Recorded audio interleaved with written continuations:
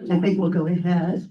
Good evening and welcome to this evening's panel discussion, Publishers' Perspectives on Writing and Writers, sponsored by the Friends of the Hannon Library. And I invite all of you interested to join the Friends of the Hannon Library.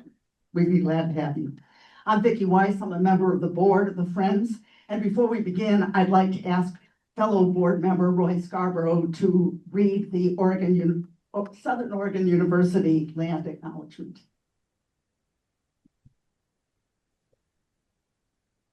Welcome, everyone. This is our little observation that we do at all public events at Southern Oregon College, honoring and acknowledging the people who took care of this land long before we arrived. And I read it exactly as it was approved by the community. Friends of the Hannon Library take this moment to acknowledge Southern Oregon is located within the ancestral homelands of the Shasta, Tacoma, and Makawa people who lived here since time immemorial. These tribes were displaced during the rapid Euro-American colonization, the gold rush, and the armed conflict between 1851 and 1856. In the 1850s, discovery of gold and settlement brought thousands of Euro-Americans to their lands, leading to warfare, epidemics, starvation, and villages being burned. In 1853, the first of several treaties were signed, confederating these tribes and others together, who would then be referred to as the Rogue River Tribe. These treaties ceded most of their homelands to the United States. In return, they were guaranteed a permanent homeland reserved for them. At the end of the Rogue River Wars in 1856, these tribes and many other tribes from Western Oregon were removed to the Siletz Reservation and the Grand Lawn Reservation up north. Today, the Confederated Tribes of the Grand Lawn Community of Oregon and the Confederated Tribes of the Siletz Indians are living descendants of the Tacoma, Shasta, Makawa peoples of this area. The Friends of the Hannon Library encourage you to learn about the land you reside in and join us in advocating for the inherent sovereignty of the indigenous people here. One more thing, I've never done this before, but I want to acknowledge the names of some of the descendants who were passed on. Chuck Jackson, Sue Schaefer, Gordon Bettles, Priscilla Bettles, George Fence, Lynn Sconchin, and Knowlton Merritt. These are people who I was once acquainted with. Thank you very much. Thank you, Roy. Allow me to begin today by introducing our distinguished panelists. Anne Fonteneau is the Chief Sales Officer of Blackstone Publishing, where she has driven growth in both retail and digital sales since joining in 2001. She leads strategies that connect authors, partners, and readers in today's evolving publishing landscape. Blackstone Publishing is one of the nation's largest independent publishers, offering audiobooks, print, and ebooks across every genre. Dedicated to championing both established and emerging voices, Blackstone brings stories to life for readers and listeners around the world. Check them out at blackstonepublishing.com. Jennifer McCord, who is joining us from Seattle on Zoom, and I hope she can hear us okay. Jennifer, you can hear us? Yes, I can. Okay, great. Jennifer McCord is an expert in nearly every aspect of the publishing industry. Her 30-plus year career includes working with writers, authors, agents, publishers, and distributors. She also has hands-on experience in bookstore operations, book selling, marketing, and event management. Jennifer currently works as the executive editor and associate publisher at Epicenter Coffeetown Camel Press. The press publishes nonfiction and fiction books set in Alaska, and fiction, mystery, and romance, and some select nonfiction in Coffeetown Camel Press. She is always looking for new stories and series particularly in mystery and romance.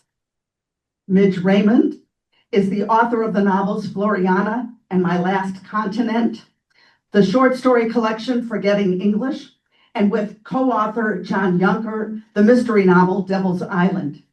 Her writing has appeared in Tri-Quarterly, Bellevue Literary Review, the Los Angeles Times Magazine, Chicago Tribune, Poets and Writers, and other publications.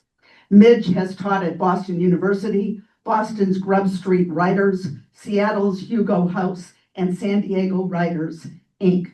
She is co-founder of the boutique publisher Ashland Creek Press, which focuses on eco-literature, including books in all genres about animals, the environment, and the planet that we all call home.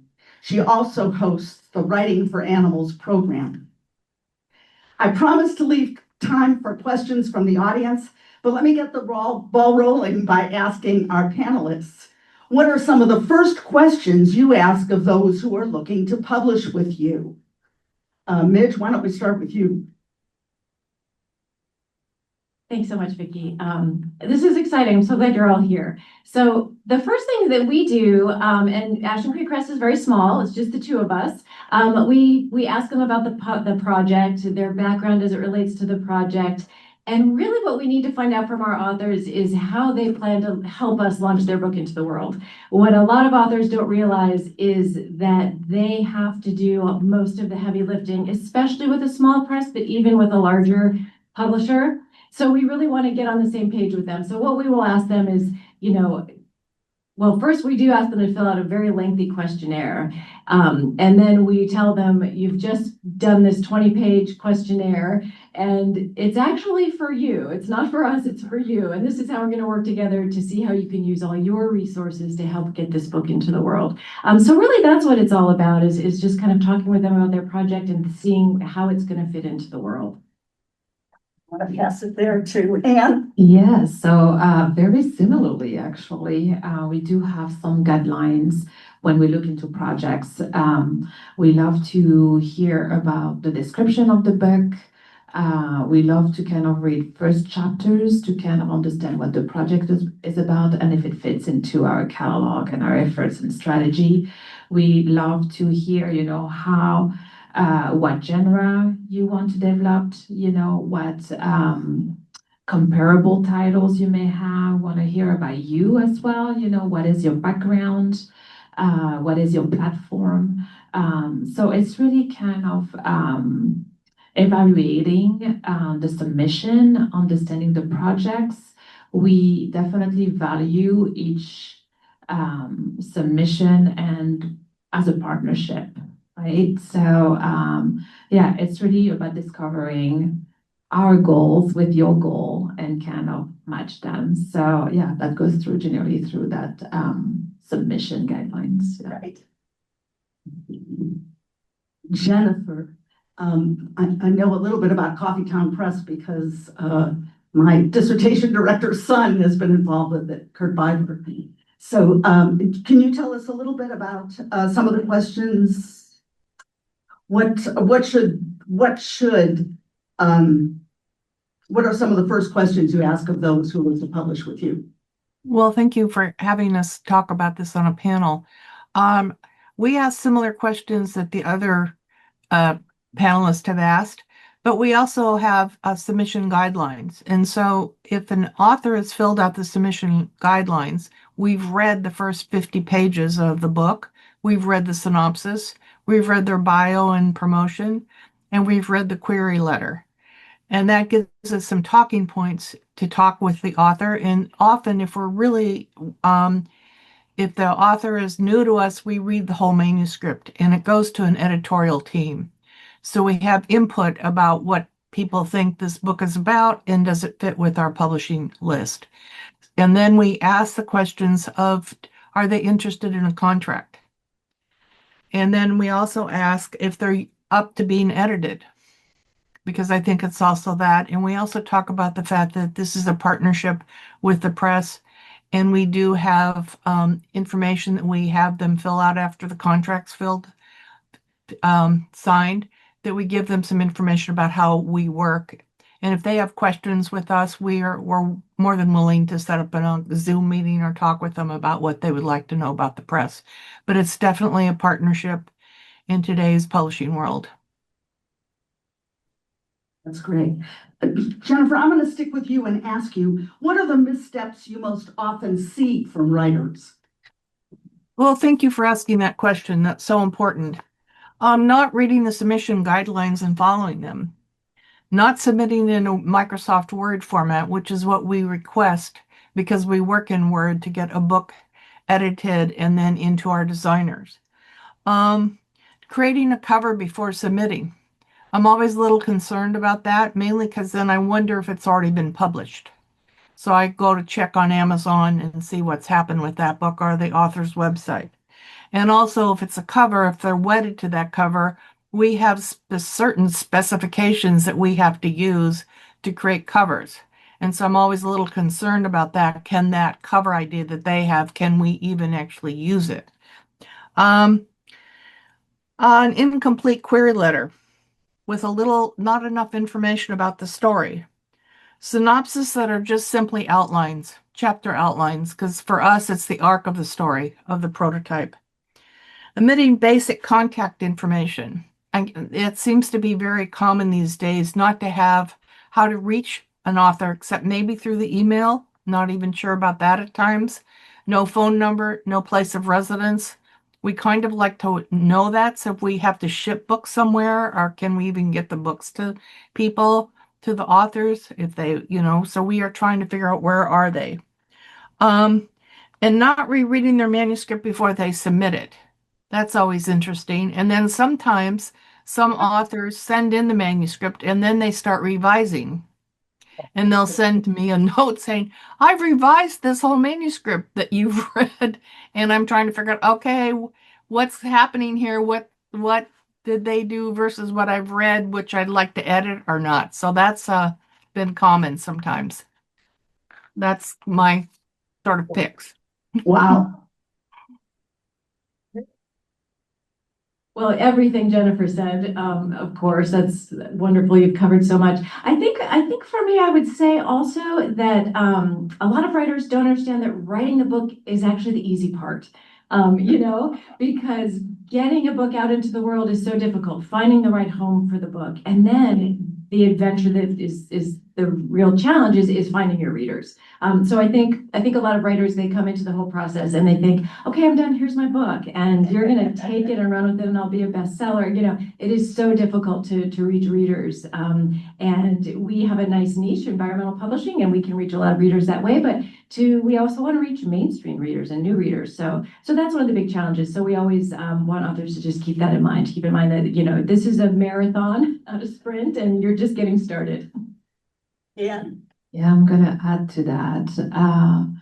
Don't rush sending the manuscript until you feel very good about it. So it's really making sure people in your community has read it, other people have read it, that you make sure you clean up the typos, because there's nothing worse than seeing so many typos in a manuscript. So I would say don't rush it. Just make sure you do it at the right time. It's worth to wait to present the best manuscript possible to the publisher for review and submission. The other piece that I would add is when you do your query letter, do not oversell it, or don't undersell it either, saying, oh, it's similar to Harry Potter. We do hear that. So you need to find, for example, we generally require 3 comps that have been published within the last 3 years. So make sure you pick what's more comparable to your work, because we hear that all the time, oh, it's like James Patterson, it's just like Harry Potter. We need a little more than that. So don't undervalue yourself either, but don't overvalue, because we see that all the time. That's great. How do you go about getting your books noticed in the marketplace? What are the challenges, in other words, facing you and other publishers in this industry? Anne, you want to start with you? So we're kind of unique at Blackstone because we started as an audiobook publisher.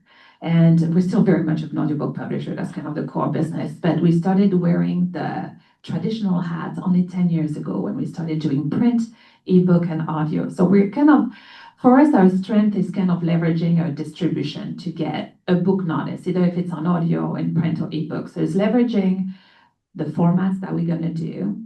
That's going to be leveraging all the distribution, so direct to consumer, direct to library, wholesalers, retailers, wherever books are sold, but also 80 plus digital partners in the retail and the library.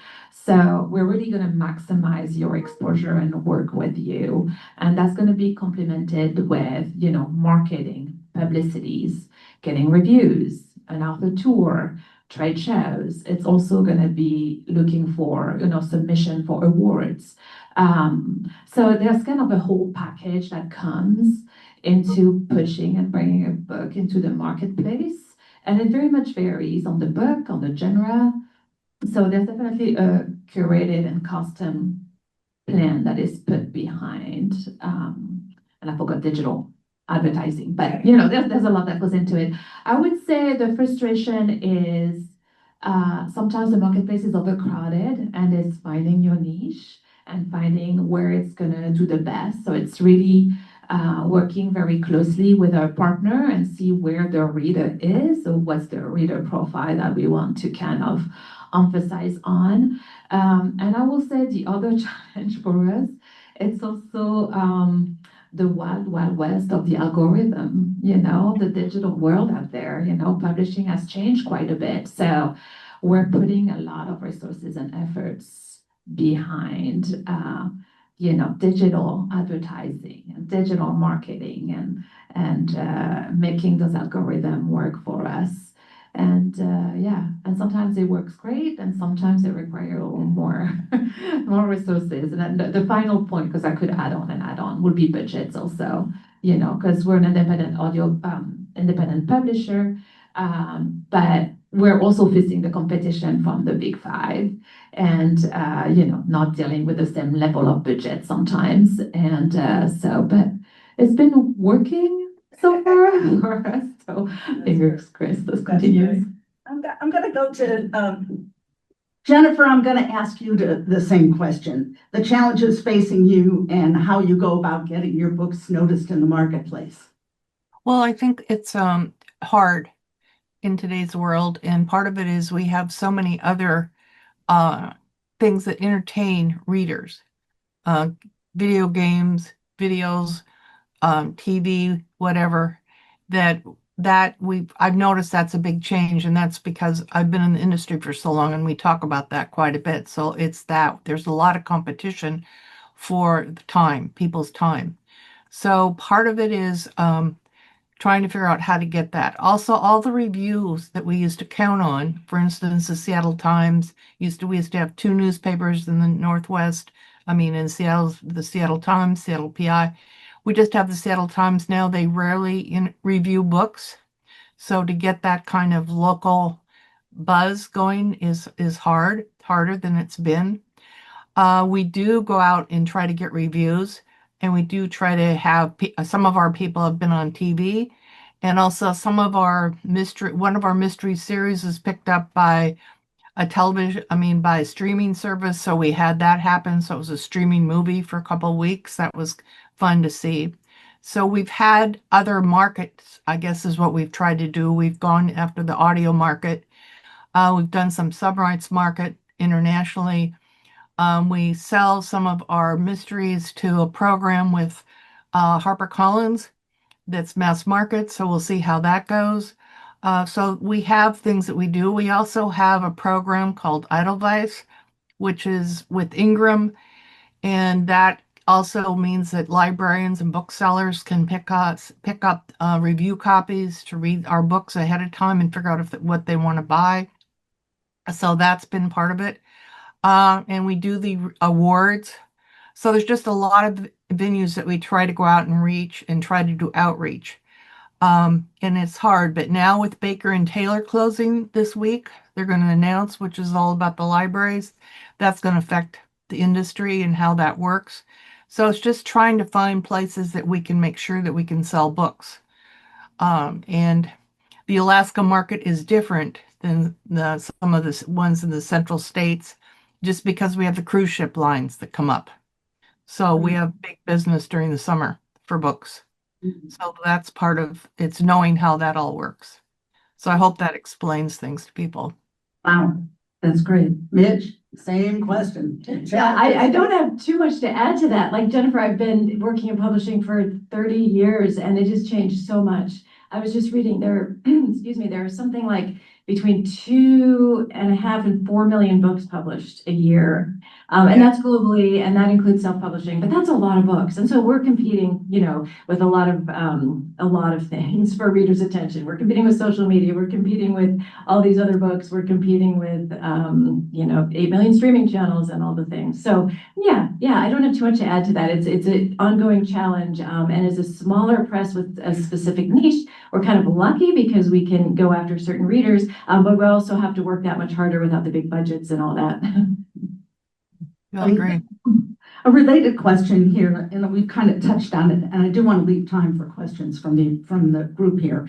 But how much is it the responsibility of the author to help get these books going and finding a readership for them? Anne, I'll start with you.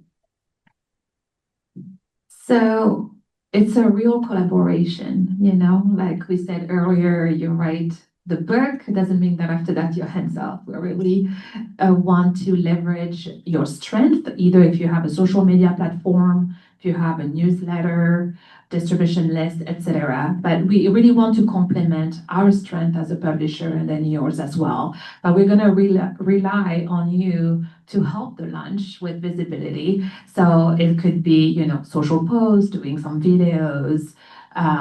So I'm talking, after the launch, but I should mention that there's definitely some work involved in the editing before we bring it to market. But yeah, so I mean, the whole process, I know sometimes the timeline might feel a little long, because for us, by the time we buy a book, it could be 12 to 18 months, more likely 18 months before we release it. So the moment we sign with you, it's definitely a collaboration, from the editing to the hard work to launching the book and leveraging what we can from your strength, but also developing your audience and your platforms as well with you, with the tools that we have.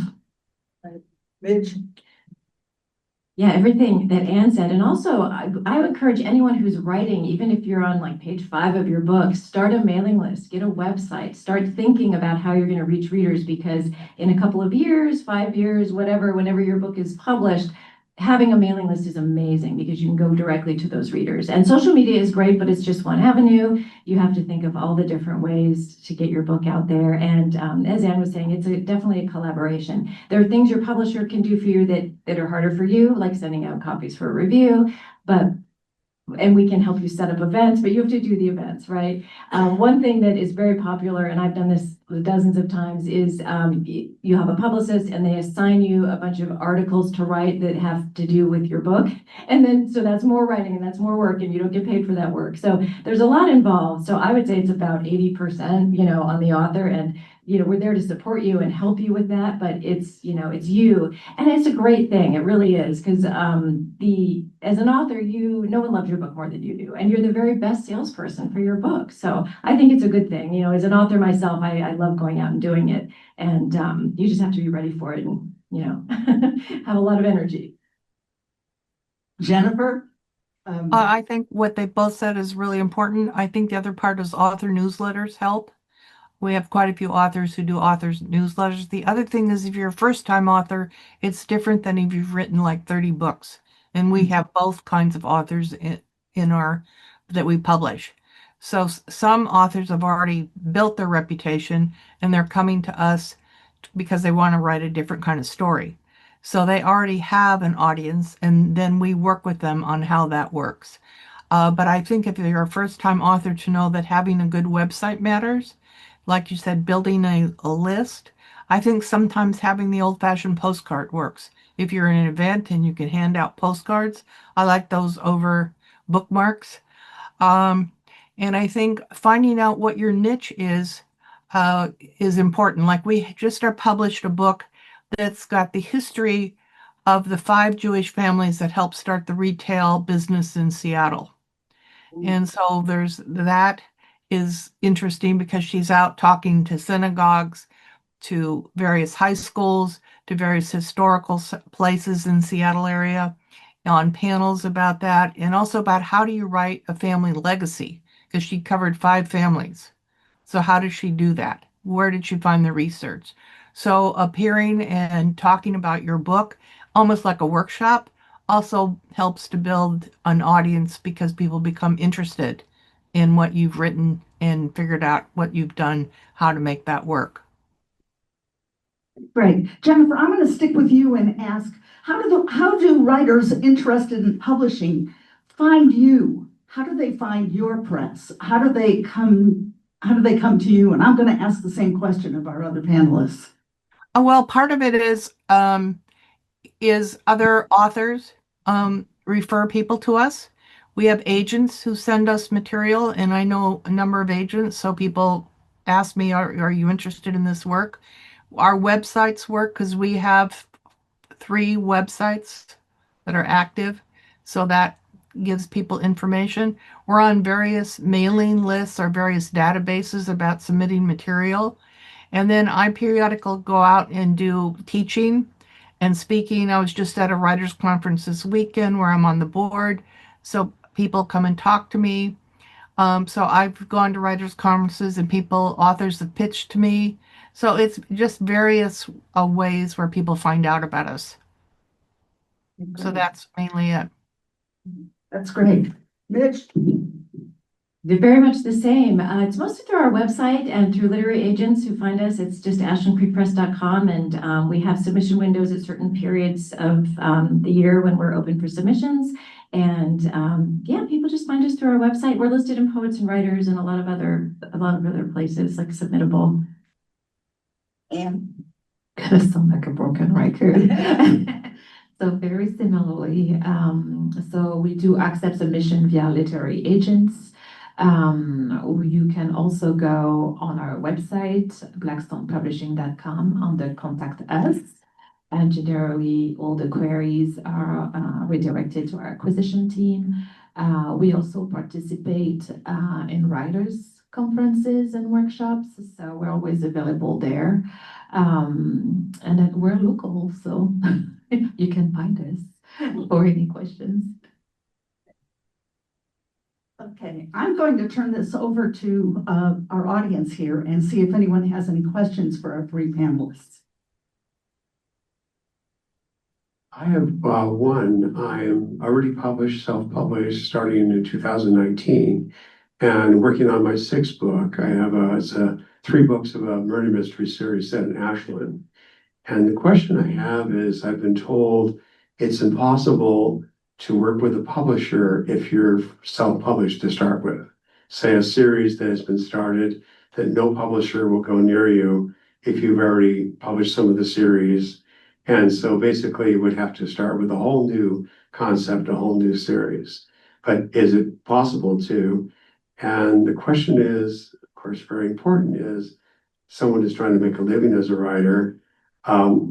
I'm selling copies of my books in Ashland, and I'm making $4 per printed copy above the mailing and the print cost from KDP.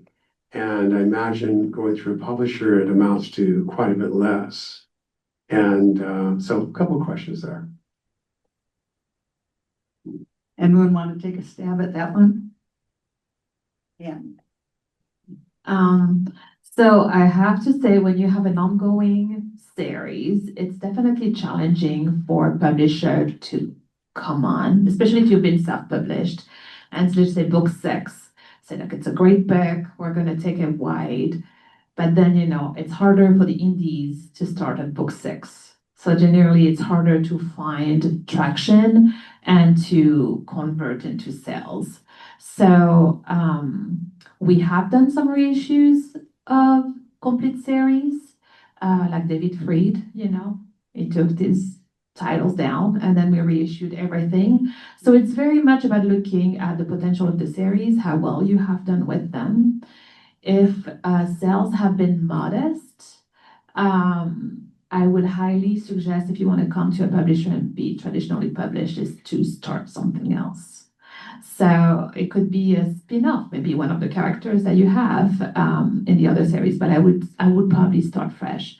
So I would say it all depends on the sales history and how well you've done. But it would be hard for us to start a book 6. So we'll look at a reissue of everything, or you would need to submit something new. It's just 3 books in this one series, but we have 5-star reviews. Yeah. You know, and such like that, but I haven't really promoted. Mhm. So Right. that's the question. Yeah. Of what that would do with anyone. Going wide. Are you Kindle Unlimited? Or just At this point with this series on Kindle Unlimited, okay. I published through wide through After Digital before Okay. with my different novels. Right. So Yeah. So it's really looking at the performance and see if there would be an appetite to kind of take it wide. But at that point, publisher will come in to look at the whole series. Anyone else want to speak to that? Jennifer, Midge? Yeah, I have some similar concerns about that. And it depends on the numbers, how much you've sold of the first of the 3 series and where they have been distributed. That would be a factor. And then the other part is how many do you see you want to write next? How many more are you thinking about writing? When I worked in national publishing, usually series we used to call it the 3-5 numbers, like they'd be a national publisher take on 3 and then maybe do 2 more, or do 4 and then maybe do 2 more, 6. So it depended on that, on how many you think you want to publish, and then what the potential is for it. And it depends on how strong of a website you have and what your presence has been. And even though it's 5-star reviews, is that like 5-star reviews on Amazon? From ARC readers, and I have 16 titles I'm working on in the series. Okay, that's a lot. I'm saying that because I've worked in series work most of my life. And so that's a lot for a publisher to think about, and it depends on how strong it is.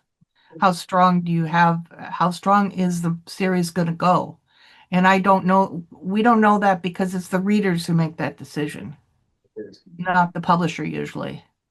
They just get the results and then they figure it out. But it's hard. It's just hard in that way. So I don't know. It's hard. It would be hard for us to think about publishing another. You've published 3, so publish another 13 books in the series. Midge, do you want to add anything to that? That's a great question, but I also have to say I completely agree. It's so much about the numbers, and that makes it really difficult. But you never know. Right. At Ashland Creek Press, we published a book called Saving Animals, and the book had been self-published by an Australian author, and she had submitted it to a contest we were running that was for published and unpublished books. And we said, do you want to re-release that? With us, because we thought it was a great book, very important. We wanted to help her get a bigger audience for it. And so she took it down and republished with us. So I think you might be able to find, if you find that publisher who just falls in love with what you're doing, then there's that. The other challenge would be getting reviews for the already published ones. And that's, usually the trades will not review, a book that's number 6 in the series or number 2 in the series. They want to start at the very beginning. So that's another challenge. So you have to look at, because as to your question of how much more will I make with the publisher, you might make less with the publisher. And so maybe self-publishing is your thing. And mysteries are great. Mysteries are, especially series, are books that readers really go for. And if you can just put all your energy into what you're doing, which is what you would be doing with the publisher, maybe with a big publisher, you'd have better distribution and maybe more book tour opportunities and stuff, but you do have those limitations already. So you're not in bad shape. Just briefly, finishing book 3, and when I get it published, I'm actually going to read from book 2 at Bloomsbury on Monday night. But when I get done with book 3, I want to go full on into figuring out the best marketing, advertising, and with 3 books out, do that see how it goes, and then that would be really helpful in trying to find a publisher if that's what I want to do. Or not. Okay, great, great. Other questions from the audience? Anyone? Yes, I don't need the microphone. you sure? You can ask her. I recently had a conversation with a representative from Spines Publishing. They were advertising on my phone, I found it. And for $7,000, they would do all the marketing, all the publishing, format the book. 100% of the royalties would be mine the first year, 70% the second year. I'm just wondering if that's a good way to go or not.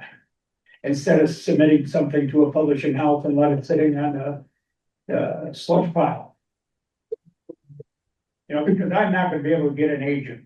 You know, with no track record, I'm not gonna get an agent. Someone want to take that one?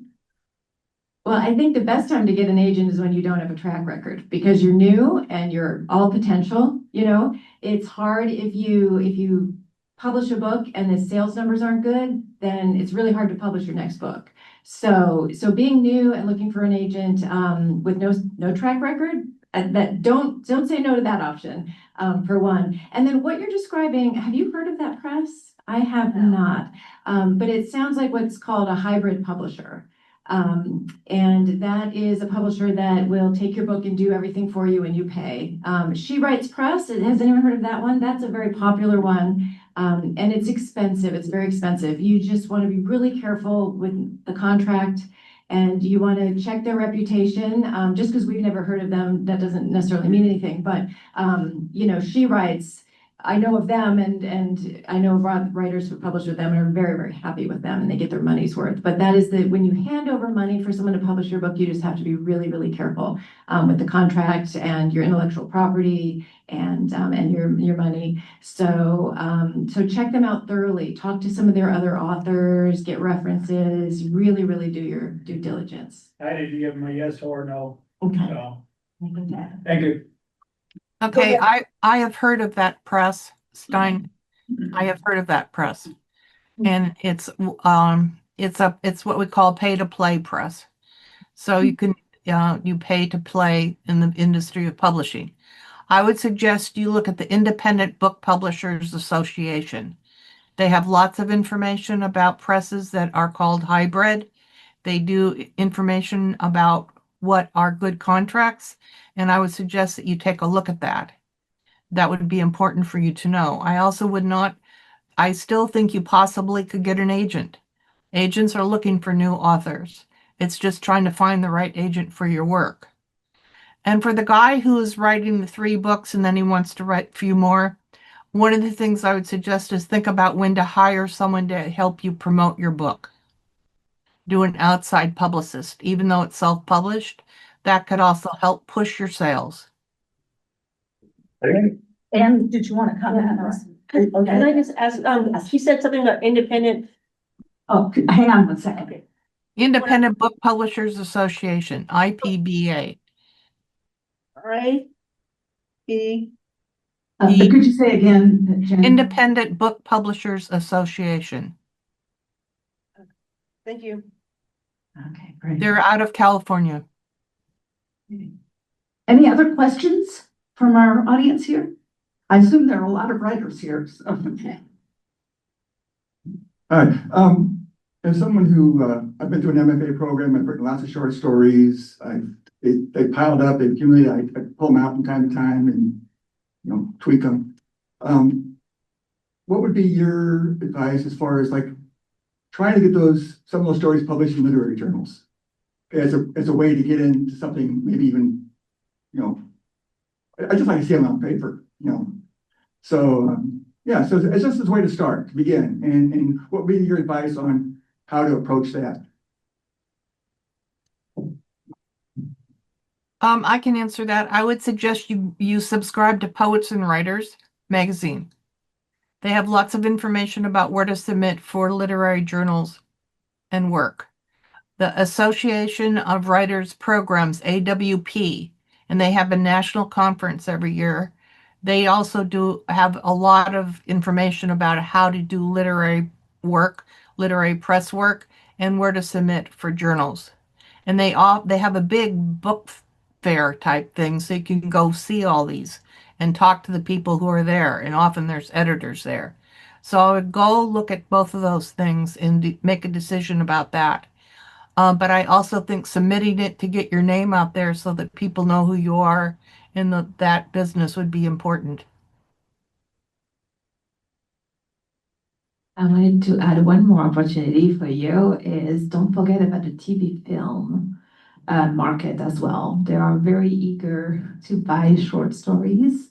It's something that we do. We do have a film and TV acquisition editor who has closed some deals on some short stories and novellas. And right now, because of so many streaming platforms, kind of looking for new content and new ideas, it's definitely something that you can look into. I'm also interested in, you said, I'm not so interested in genre, or I'm interested in like literary fiction. Gotcha. I don't know how that would play with the advice that you were offering as far as. From the story. Right. So, I think there's not literary also works in some of our pitches with Yeah, that. okay. So it really depends on the plot, on the category, the genre. So, but it's worth considering. Thanks, Roy. Other questions? Good questions here. I don't need that one. When my book group gets together, in 5 or 6 weeks, whatever we're reading, I would say 80% of the time, we complain that this book didn't get edited. It's too long, usually 10 to 20% too long. And I'm not talking about unknown authors. How has the editing process changed in publishing? What are editors doing? Are there still copy editors around? Could you respond a little bit to that? Boy, I concur. I read a lot and I'm always correcting the grammar in the books I'm reading. Someone want to take that? I can talk about it. It's changed in terms of length. It used to be longer and now it's shorter, and part of that's paper costs and the cost of shipping. I would also say that yes, there are stuff that people are copy editing. I also think that sometimes in writers' contracts, they say you cannot edit the book. So it depends upon the contract, and it depends upon the agreement that the editor and the author come to about the partnership of editing a work. And I've been around this industry for a long time, and I know of authors who had that put in their contract that you cannot edit my book. So it depends on lots of different things. And I think sometimes I think that just the proliferation of that we have over 2 million books printed these days or published, that's some of the quality has really changed. And yes, I agree. I see mistakes too. And I also think when you go from Word to InDesign and then to print and to upload it, things happen. I'm sure all of us have been through that. Things happen, you don't think it is, you think you've got it all perfect, and man, it isn't. And so there's that aspect of it too, compared to the old days when they typeset the books and printed them off in a completely different way. And I've been in the business where I saw that happening as well too, before computers. And I love my computer, but it's just a different kind of process. And also the other part is, I will say this, some authors do not know how to use track changes. They don't know how to use Word. They don't know how to correct the material that they're sending in or they're working with. And I probably face that almost every other day in the work that I do. Go ahead, Anne. Yeah, so editing is an important step in our process. So first we start with kind of the acquisition team editing. So it's kind of a first kind of highlighting the areas that need to be worked on. Then we kind of match the author with a developmental editor to kind of make the changes or suggested changes. But like Jennifer said, sometimes in contracts you do have limitation. And I would say sometimes the well-known best-selling authors are a little touchy on the subject and they don't necessarily agree. Yeah, they are. Yeah, but it's definitely, it goes through so many level of editing, but it is a balancing act for sure. And also, you cannot forget that you're writing your work, but at the same time, for us, we have to make changes to fit what the market wants and where we see where we're going to have the most success. And sometimes it requires some changes. It's always open for discussion, but sometimes it's some discussions that have to happen because of that. Yeah. Yeah, the editing process, that's going back to an earlier question, is that's one of the things we talk to authors about, when we first decide whether we're going to move forward together is how do you feel about editing? Almost 100% of the time we have some thoughts, we have some ideas, and I don't think anything's perfect, even if the author thinks it's perfect. And I tell you this as an author myself, The other thing that's interesting is a lot of agents are doing the work of editors these days when it comes to the big 5 publishers. It's just editors, there are fewer of them working on more books and they're pressed for time. So if you find an agent and go that route, you're going to be working really hard with your agent to get it ready for your submissions to editors. And then you'll work with your editor again more, of course. But it's such an important part of the process. And so that we definitely, have a long chat about that and say, these are our overarching thoughts. How are you okay with this? And to make sure we're on the same page, because we completely agree. It's your book. If you don't like what we have to say, we're not the right fit. We're not here to change your book and make it something that you don't love. You have to love your book. And so maybe we're not the right fit, but we love the authors who are open to a little editing. And as an author myself, I love being edited. I want someone to fix all my mistakes. So it helps kind of being on both sides of the fence because we get each other in that way. That's great. Other questions? Yes. I'm curious about in the age of audio recordings of books, when there's a determination of whether an author can or should record a audiobook of their own work, or when that should be better suited to a professional. Oh, Anne's publishing house has a long history with audiobooks. That's a great question because it's something that we're facing on a regular basis since, I feel like audio has become more of a form of consuming books, and especially since COVID. So we're seeing kind of a big boom for that format. And that's true that when authors are more and more keen to just say, oh, that's my work. I want to be the voice behind the work. Sometimes it works for a nonfiction book. If someone has a long history of doing talks or, having kind of a public speaking type of experience, it makes sense. But very often what we suggest is we have the author submit a demo. And we put that into consideration at the same time as we submit some suggested narrator, because we have run into some situation when it's okay, the author wants to do it, it's a deal breaker, we're going to do it. And then the process is grueling for them when they get behind the mic, because it is a very tough exercise. That's why we have professionals to them. So it's always a discussion, when we license the rights.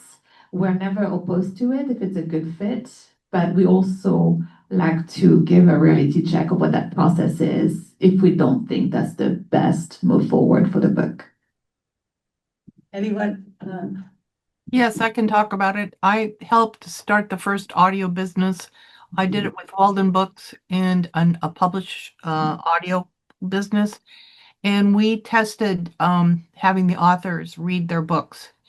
And that didn't work for my test market. We ended up having to have the company hire professionals. So I've been that way. I also have worked with a client whose expertise is audio. He's an audio engineer and he does his own audio books, but he knows what he's doing. He's been around audio for over 30 years, so he knows how to record it, how to do the music behind it, how to do the whole pattern of it, and then how to upload it. And then, so I've done that as well. We've also sold some of our books to audio, and we've had one of our authors request to do the audio, and he tested it. And then he went and did it, and like she said, it was exhausting and for him to do the work. He had to come into New York and spend a couple of days and get it done. So I've seen both sides of it all. So it kind of depends. And I know some published authors who've done their audio. So it really depends on quality and how a person can sound on audio. There's just lots of variables. So I hope that answers that. I wanted to add one piece for any authors who are self-publishing on Kindle Unlimited or KDP in general and want to use the virtual voice. Means you have the possibility to publish your book on audio and use AI. It hasn't been, I mean, we have talks with Audible, that has not worked very well in terms of sales, and it can really damage your potential on securing a deal for either audio rights or for future books. So I will just say, if you want to use that route, be very cautious on, what service you use, how you want to do it, because right now, I know they kind of flooded the market with, I think in the first few months, 40,000 books, which was crazy, but they are not fully embraced yet. So just use cautious whenever you consider those type of services.